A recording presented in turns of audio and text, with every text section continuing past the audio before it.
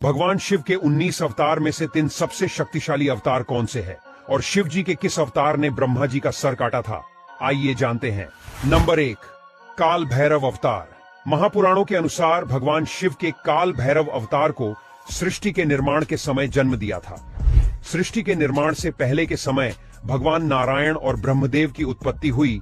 तब ब्रह्मदेव को अपने सबसे श्रेष्ठ होने का अहंकार उत्पन्न हुआ। तब ब्रह्मदेव के अहंकार के रूप में ब्रह्मदेव का 5वां सर उत्पन्न हुआ था, जिसको काटने के लिए भगवान शिव ने काल भैरव को उत्पन्न किया था।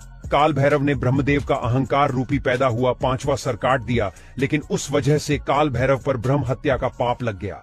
काल भैरव ब्रह्मदेव के उस कटे हुए शीश को लेकर बहुत से तीर्थ स्थानों पर घूमते रहे, लेकिन उन्हें ब्रह्म हत्या के पाप से मुक्ति नहीं मिली। लेकिन अंत में जब काल भैरव काशी पहुंचे तो तब वहां पर उन्हें ब्रह्म हत्या के पाप से मुक्ति मिल गई और हमेशा के लिए काल भैरव काशी में ही स्थित हो गए। काल भैरव भगवान शिव का पहला अवतार थे, जिन्होंने सृष्टि के रचयिता ब्रह्मदेव का शीश काट दिया था। वह महाशक्तिशाली थे। नंबर 2, वीरभद्र अवतार। भगवान शिव का दूसरा महाशक्तिशाली अवतार का नाम था वीरभद्र।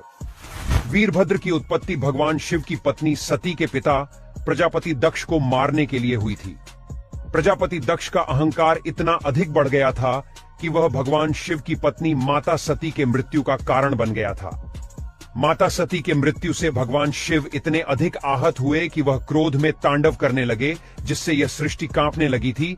तब तांडव करते हुए महादेव ने अपनी जटा का एक हिस्सा उखाड़ कर जमीन पर फेंका, जिससे वीरभद्र की उत्पत्ति हुई। महादेव ने वीरभद्र को यह स्पष्ट आदेश दिया कि तुम इसी समय प्रजापति दक्ष के राज्य में जाकर उसका अंत कर दो और जो भी तुम्हारे रास्ते में आए, चाहे वह देवता, दानव या मनुष्य कोई भी हो, उसे भी भस्म कर दो। वीरभद्र उसी वक्त प्रजापति दक्ष के महल में आकर उनका यज्ञ विध्वंस कर देता है। वीरभद्र ने अपने खड्ग से प्रजापति दक्ष का सिर धड़ से अलग कर दिया। प्रजापति दक्ष का वह सर उन्हीं के यज्ञ में जाकर गिरा और भस्म हो गया। दक्ष का वध होते ही वीरभद्र वहां चला जाता है। नंबर 3, हनुमान अवतार। भगवान शिव के तीसरे सबसे महाशक्तिशाली अवतार का नाम है हनुमान, जिन्हें हम बजरंग बली, अंजनी पुत्र, पवन पुत्र, संकट मोचन, मारुति आदि के नाम से भी पूजते हैं। बजरंग बली हनुमान जी की शक्ति से हर कोई परिचित है। भगवान शिव ने वानर राज केसरी की पत्नी अंजनी को यह वरदान दिया था कि उनके गर्भ से उनका अंश अवतार जन्म लेगा। बजरंगबली हनुमान जी के जन्म का मुख्य उद्देश्य भगवान विष्णु के अवतार, श्री राम के अवतार लीला में सहायता करने के लिए हुआ था। भगवान विष्णु श्री राम का अवतार लेकर धरती पर से राक्षसों के बढ़े हुए अत्याचारों का अंत करने के लिए मानव रूप में आए थे।